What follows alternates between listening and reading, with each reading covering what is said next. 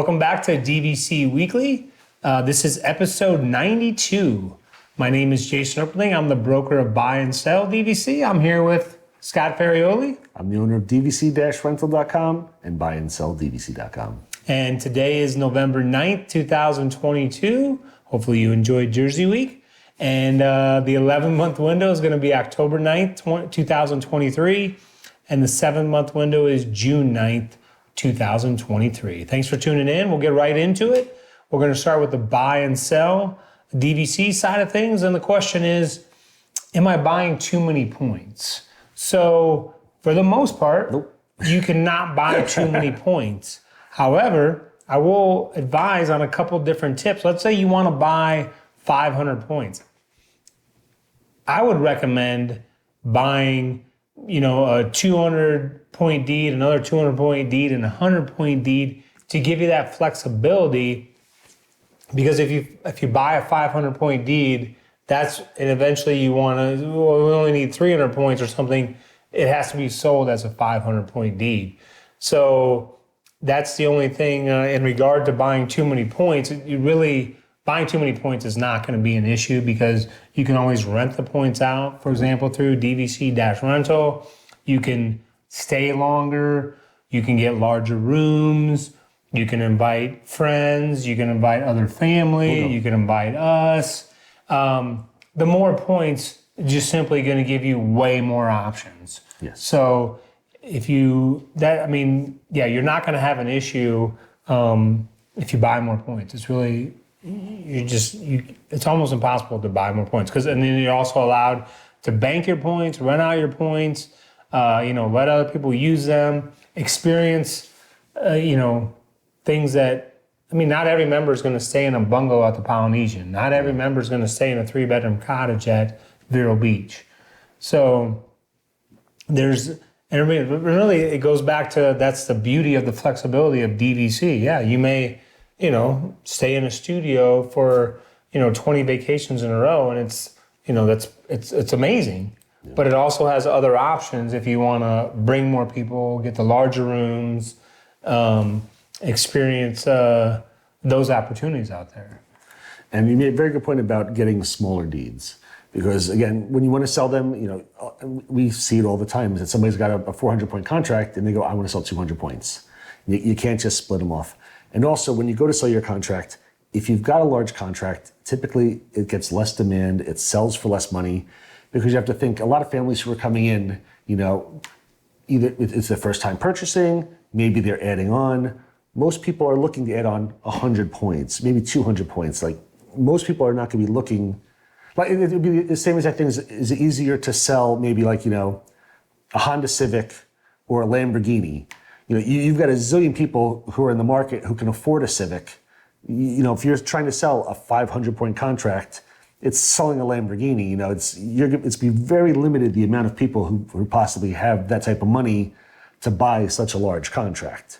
So splitting them up makes it easier to move them around, to deed them to possible your children, to sell just part of it if you find that it's just too many points.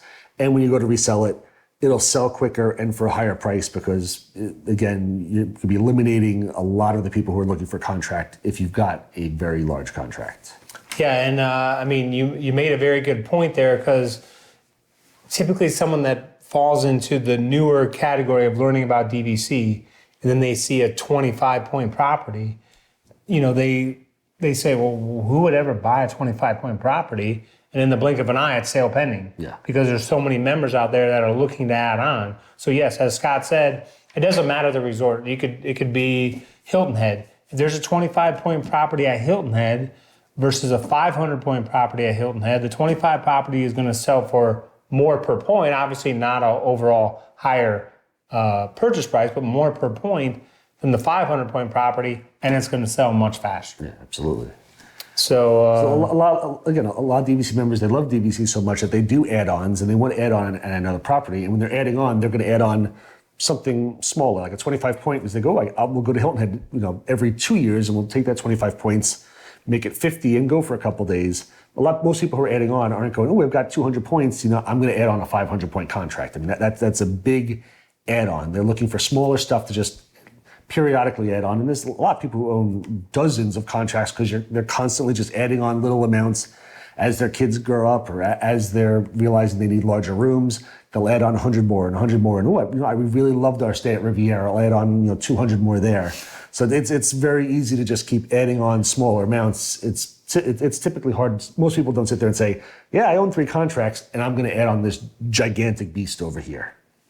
So yeah, I mean, so the short answer is you cannot buy too many points because you'll figure out a way what to do with them. And again, as Jason mentioned, you can rent them typically for around double what the maintenance fees are. So there's always a nice return that you'll get every single year as well. Right, and it's one of those things you don't have to worry about the maintenance of it and this, like you can just work right with DVC-Rental.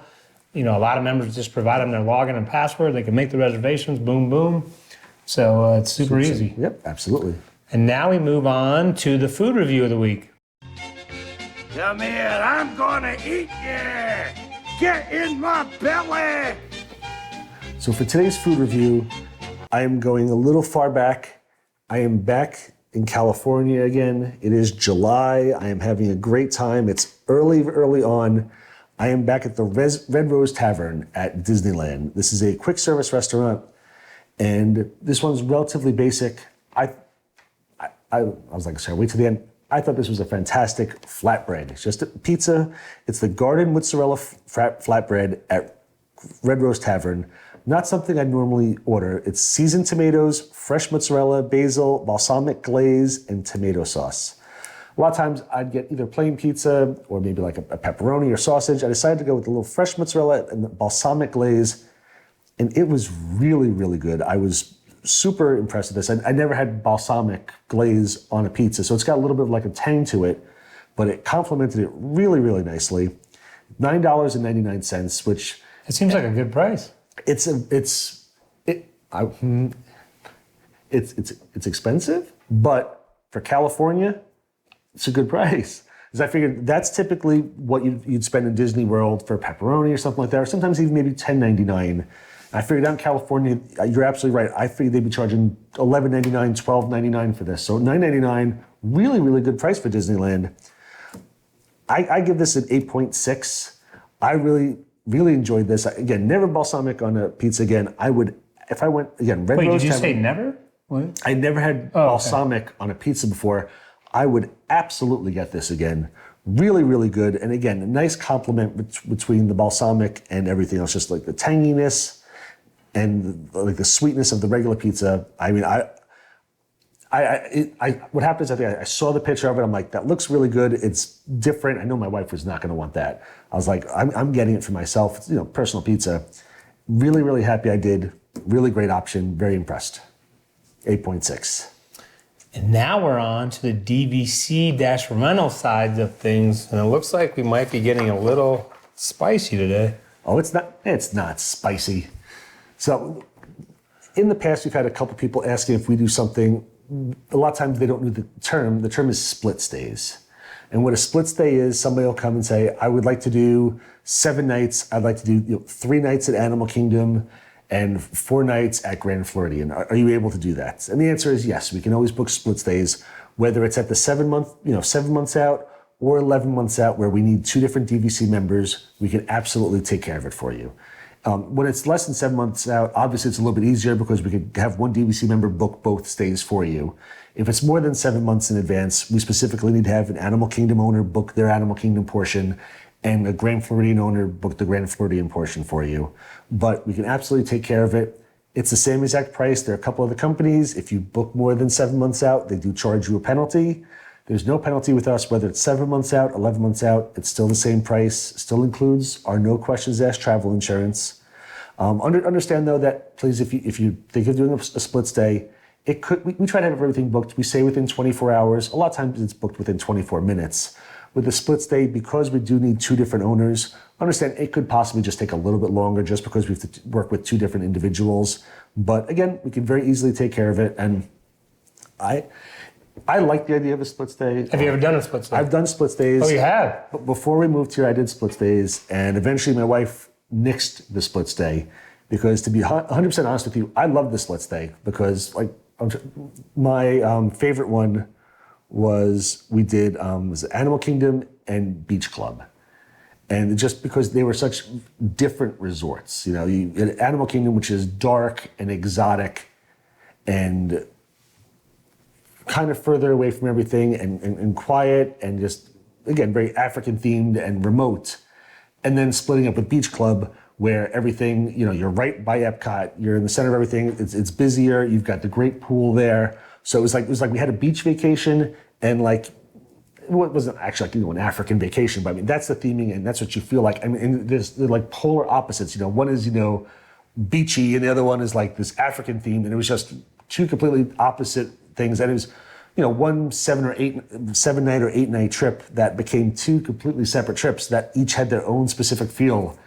And we did that a few times, but after the last one, because what would honestly happen is that we had little kids at the time, and my wife was the one who had to pack up everything. I mean, I could have, but my wife took care of everything for us. And after, you know, getting all the stuff for the kids and, you know, the juice boxes and the milk, whatever, and moving stuff around and packing the kids, she was just like, we're not doing split stays anymore. Yeah, because you get comfortable in your room. Yeah, you get comfy. A lot of times, you get. That's the reason we haven't never. I just want to. I want to pack in here, and I'm good to go. And you know, reach out to me again in 8 days. It can be. It could absolutely be a pain during a split stay because you have to be out of the room by 11, and you might not be able to check into the new resort until 4 p.m. So you could essentially you have 5 hours in there where you could be homeless. And a lot of questions you see on the internet if you just want to go into it. So let's say someone, you know, doesn't have a car or anything. Mm-hmm. You want to explain the luggage situation? Yep. Disney will. What the best thing to do is that you said pack up your room, give your luggage to Bell Services. They will transfer everything to the new hotel for you. In the meantime, go to the parks, enjoy your day. It was always tougher for me because I was working. A lot of times I'd want to come back in the middle of the day to have like, you know, a desk to work on and to be able to knock off some DVC stuff. But if you're able to and you shut down on vacations, go to the park, enjoy yourself, and then you just come back to the new resort after 4 o'clock. Odds are your room's going to be ready for you, and you just check in again. And again, they'll hold all your cold stuff for you as well. So if you've got formula, milks, the stuff that could possibly go bad, they have a cold storage at every resort, and they will keep all your stuff cold for you so it doesn't spoil or anything. Oh, I don't think I realized that. So how does that? So you can tell them. You can say, you know, this bag needs to be refrigerated. You know, it's got medicine and it's got the formula and it's got whatever it is that needs to be refrigerated, and they'll put that specifically in cold storage. So you just let them know like this is cold storage. Like in the past, I've handed over my backpack with my laptop in there, and I've said, please, my laptop is in here. You know, be careful with this one. And they'll put like a little like fragile tag on it, so they know to be maybe a little less aggressive, knowing that there's electronics in there that could break. But yeah, Disney will take care of you. They'll transfer all your luggage for you. You go to the parks, enjoy your day, show up at the brand new resort, and everything will be waiting for you when you get there. Yeah, I've never experienced it again. It really has to do with the whole packing, unpacking thing. So it's fun when you don't have to do it. Yeah. It sounds much better when you don't have to do it. Yeah, when you don't do it, you know, we have to pack up everything. It's wonderful. My poor wife was like, we're done with the split stays. But again, if you don't have small children, a lot easier, a lot less stuff to worry about, and strollers and all that. So the audience is going to be curious. Do you have a percentage on the number of DVC-rental requests you get that want to do a split stay? I'm sure it's a small number, yeah. but it does happen. It happens, maybe 5%. And would you say that there's a combo that you see most often? Like, I want to start here, then go here, or it's just all completely random? It feels like it's random, but for some reason, it's popping in my head that possibly Grand Floridian and Beach Club maybe have a few more split stays in there. I'm thinking especially maybe Beach Club, because what happens is somebody will say, I want to go to Beach Club, and we'll say, it's a small resort. Of the 7 nights, 3 of them are sold out. You know, there's only 4 nights left, and they'll say, get me those 4 nights, and then I'll figure out where to do the next 3. And I think that's a lot of times what happens. A lot of times, I think a lot of people maybe aren't like, you know, I want 3 here and 4 here. They'll say, I'm looking for, you know, 7 nights here, and, you know, you're only showing that there's 4 of those nights. What can I do? And, you know, we'll just book it that way. Oh, that's you want these 4, we'll lock you in. Now let's figure out what you want to do for the other 3. There's 5 choices left.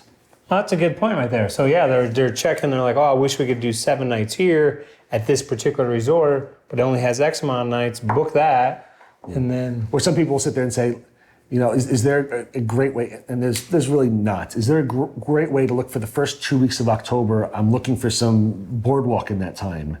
And we could very easily pull it up and say, yeah, we're seeing, these 4 nights this week in October and 3 weeks of the week before it. And then they'll say, okay, grab those 4, and now what can we do on either side of those? Or, so essentially they'll say, I know I want this, lock that in for me, and now I'll go in here and I'll figure out the second half of my stay. Gotcha. That makes sense. Yep. The possibilities are endless with DVC-Rental. They're just... It's amazing. It's endless. And do you get any Walt Disney World, Vero Beach occasionally? Not a lot. Okay. Because I was just curious if people like to start at Vero and then end at Disney, or start at Disney and end at Vero. We don't get a lot of those. Okay. I could tell you what you should absolutely do. And it's an absolutely fantastic combination.